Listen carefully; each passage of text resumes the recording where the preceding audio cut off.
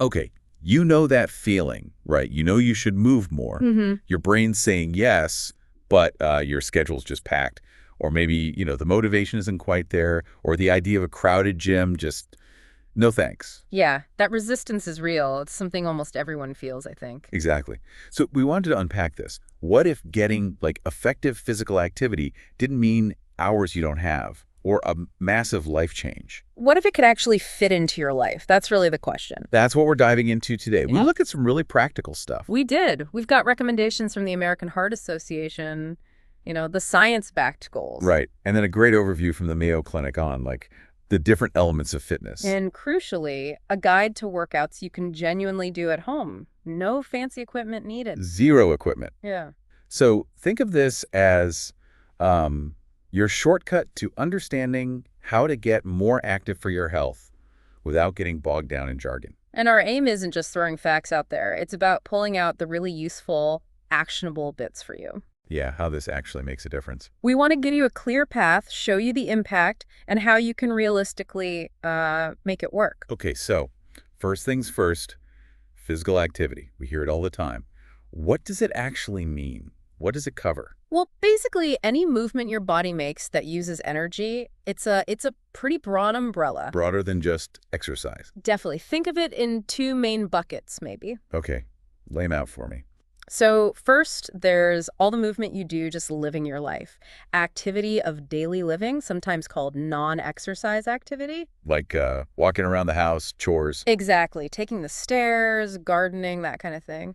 Then the second bucket is your planned exercise. That's the structured stuff. Going for a run, lifting weights. Precisely, where you have a specific fitness goal in mind. Okay, that makes sense. Yeah. So even the small stuff, the non-exercise bits, they actually count towards the total. It's not just the workout. Absolutely. And that's a really important point. Why is that? Because it means you don't necessarily need huge blocks of time to start seeing benefits. Just moving a little more throughout your day can add up significantly. Like small deposits in the bank. Kind of, yeah. It all contributes. Okay, so we know what it is. Let's talk about the why. Why is this so critical? Yeah. The sources were pretty loud and clear on the benefits. Oh, incredibly clear. And the benefits are, well, they're extensive, both physical and mental. Let's start with the physical. Heart health seems like a big one. Huge. The American Heart Association and Mayo Clinic both stress this. Regular activity seriously lowers your risk of heart disease, stroke, high blood pressure. It's like essential maintenance for your cardiovascular system. Okay, that's major. What else? Well, and there's the mental side. Improved mood, less anxiety, better sleep, even sharper thinking, cognitive function. Really? It affects your brain that directly? Yeah, the connection is fascinating. Exercise seems to trigger things in the brain that help brain cells grow and survive. It's not just about muscles. Wow. Body and mind. Definitely. And then, of course, weight management, helping you stay at a healthy weight, preventing obesity. Right. Plus, stronger bones and muscles, which means better bone density, lower risk of falls, especially important as you get older. Makes sense. And it reduces your risk for a whole bunch of chronic diseases, type 2 diabetes, some cancers, dementia. The list keeps going. It really does. Yeah. And just practically speaking, it makes everyday life easier.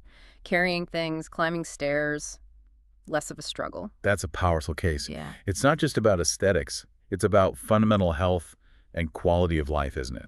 Feeling good, having energy. Exactly. For you listening, these aren't just abstract ideas. They're tangible improvements to how you feel and function every single day. Okay, sold on the why. So Yeah. What's the target? What are the general recommendations for adults?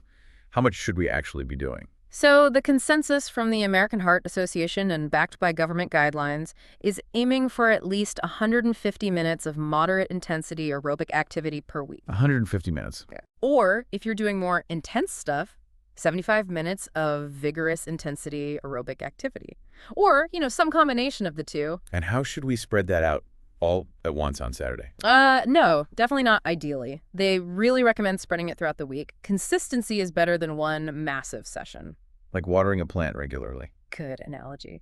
And besides the cardio, they also say to include muscle strengthening activities. Moderate to high intensity, hitting all the major muscle groups at least 2 days a week. 2 days of strength work. Got it. And if someone wants more benefits, can you do more? Absolutely. The guidelines mention that bumping up the moderate aerobic activity to 300 minutes, so 5 hours a week, brings even greater health gains. 5 hours. But the key message really is move more, sit less. Even if you're starting from very little activity, any increase is good. Every bit counts. Move more, sit less. Simple, but effective. Okay, so we have the time goals. What about the types of exercise that fill those minutes? Right. Understanding the pipes helps you build a balanced routine. First up is aerobic or cardio. The heart-pumping stuff. Exactly. Gets your heart rate up, makes you breathe harder. Moderate intensity could be brisk walking, dancing, even gardening. Gardening counts. Nice. It can. Vigorous would be more like running, swimming laps, hiking uphill fast. The main thing is improving your heart and lung fitness. And you mentioned intensity. How do you know if it's moderate or vigorous? Well, it's a bit personal, depends on your fitness level, but a good rule of thumb is the talk test. Talk test. Yeah. Moderate intensity, you should be able to talk but not sing. Vigorous, you'll only manage a few words before needing a breath. Ah, okay, that's actually really helpful. So that's cardio. What's next? Strength training, also called resistance training. This is about working your major muscles, legs, back, chest, arms, core. How do you do that? Weights. Weights are one way, yeah. Oh. Resistance bands work too. But also, just using your own body weight is incredibly effective. Think push-ups, squats, lunges. You could do anywhere. Pretty much. And the benefits aren't just about getting stronger muscles. It helps bone density, boosts metabolism, helps with weight management. Okay, cardio, strength. What else is in the mix? Flexibility and stretching. Super important for keeping a good range of motion in your joints. Helps you move easily. Yeah, helps with posture, everyday movements, maybe even eases stress a bit. Then there's balance training. Like standing on one leg. That's one way. Tai Chi is another great example. Really key for stability, preventing falls, especially as we age, but honestly, good for everyone. Makes sense. And finally, don't forget core exercises. Your abs, lower back, pelvis. The foundation. Exactly. Supports your spine, connects everything. A strong core helps with almost all movement. Okay, that's a great breakdown. But knowing all that, it can still feel like a lot to fit in, right? Which brings us to the home workout idea. No equipment needed. That sounds appealing. It really does remove a major barrier for a lot of people, doesn't it? The convenience, no cost for equipment. Totally. And you can actually get a good, well-rounded workout this way. Absolutely. Our sources showed you can be very effective using just your own body. All right, let's walk through that sample routine. What would a beginner-friendly, no-equipment home workout look like? Starting with the warm-up. Right. Always start with a warm-up, about 5 minutes. It gets the blood flowing, warms up the muscles, helps prevent injury. What kind of movements? Simple stuff. Arm circles, forward and back, leg swings, front, back, and side to side. Some gentle torso twists, maybe marching in place, bringing your knees up high. Just easing your body into movement. Okay, warm-up done. What's the main workout part? For a beginner, maybe aim for about 10 minutes. You could do a circuit of basic bodyweight exercises. Like what? Bodyweight squats, focusing on good form, back straight, knees tracking over toes. Push-ups are next. Oof, push-ups. But remember modifications. Do them on your knees or even against a wall to start. That makes it much more accessible. Okay, modified push-ups. Got it. Then walking lunges, great for legs and balance. The plank, fantastic for your core. Again, modify if needed. Rest on your forearms instead of hands. Plank. Hold it for how long? Maybe start with 20-30 seconds, and then glute bridges, lying on your back, lifting your hips. Good for glutes and lower back. How many reps for things like squats and lunges? Maybe start with 8 to 12 repetitions of each. The key is controlled movement, good form. Sounds doable. Squats, push-ups, modified, lunges, plank, glute bridges. A solid little circuit. Yeah. And then just stop. No. The cool down is crucial too. Another 5 minutes or so. Like cool down. Helps bring your heart rate down gradually, might reduce muscle soreness later. It's mostly gentle, static stretching. Static stretching, like holding a stretch. Exactly. Hold each stretch for maybe 20 to 30 seconds. After that workout, you'd want to stretch your quads, hamstrings, calves, triceps, chest. So warm up, workout, cool down. About 20 minutes total, right from home, no gear. That's it. Suddenly seems much more achievable, doesn't it? Less intimidating. Way less. And you mentioned modifications. What are the key things to remember to make it work for you? Number 1, listen to your body. Seriously.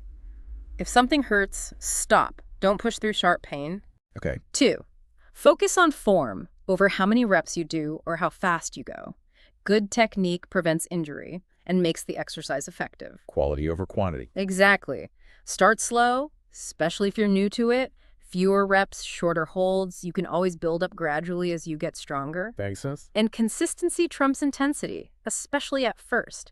Short, regular workouts are better than occasional killer sessions. Oh, and try to make it enjoyable. Music. Music helps. Or find a time of day you actually like, whatever makes you more likely to stick with it. And yeah, use those modifications, make the exercises fit your current level. That's really empowering, actually. Takes the pressure off. Now, one source mentioned something called the FIT principle, FITTE. Ah, yes. That's a handy framework for thinking about your exercise plan.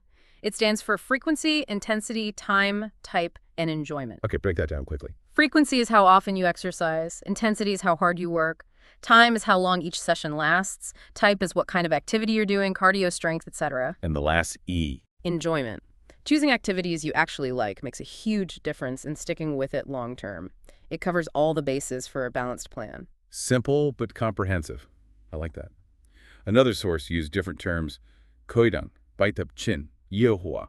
Sounds familiar, though. Very similar. Koidang is the warm-up. Same goals. Get muscles ready, increase blood flow, heart rate up gently, mental prep, joint rotations, dynamic stretches. Got it. And baitap chin. That's the main workout. What's useful here is how it broke things down by goal. Like for fat loss or cardio, it suggested higher frequency, 5 to 7 days a week, moderate intensity like brisk walking for at least 30 minutes. Okay. For muscle gain, it suggested lower frequency, maybe 2-3 days a week, focusing on increasing resistance, doing sets and reps like 2 for 4 sets of 8-12 reps. Different approaches for different goals. Exactly. And for flexibility, it recommended stretching 70 days a week, holding stretches to feel a gentle pull for 15-30 seconds, doing a few sets. And yehua. That's the cool down. Again, aiming to reduce muscle soreness, bring the heart rate down slowly.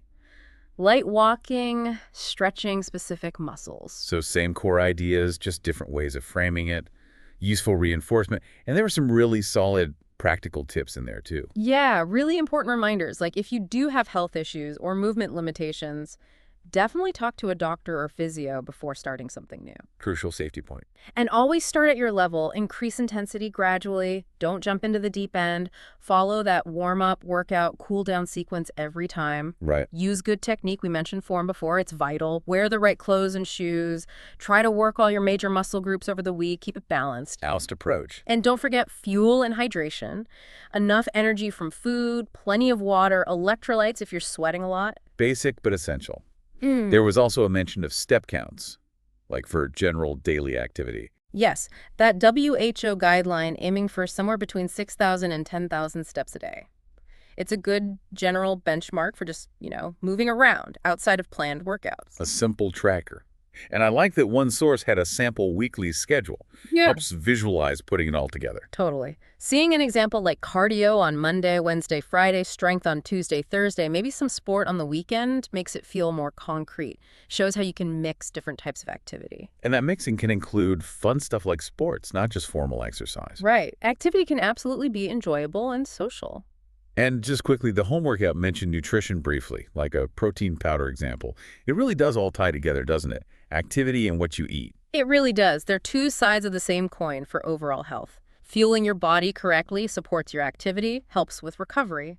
You can't really separate them. Okay, so wrapping up this deep dive, if you had to boil it down, what are the absolute must-remember takeaways about physical activity? I'd say, 1, it's absolutely crucial for your physical and mental health. 2, it comes in many forms. It's not just the gym. Right. 3, even small amounts count, and effective workouts can be done at home with zero equipment. 4, aim for a balance of cardio, strength, flexibility, balance. And 5, probably the most important, consistency is everything. Make it a regular part of life. Fantastic summary. So for you listening, here's something to think about. What's one small thing, one tiny step you could realistically do today to add a bit more movement? Maybe it's a 5-minute walk you would normally take. Maybe trying 2 or 3 of those body weight exercises. Maybe just taking the stairs at work. Just one small thing. Yeah, pick one. And maybe just notice how that little bit of extra movement makes you feel today. And building on that, now that you have this overview, what part of this sparks your curiosity? Is it digging deeper into different cardio options, learning more about bodyweight strength moves? Maybe finding balance exercises. Exactly. There are tons of great resources out there from trusted health groups. This is just the start. What are you curious to explore next?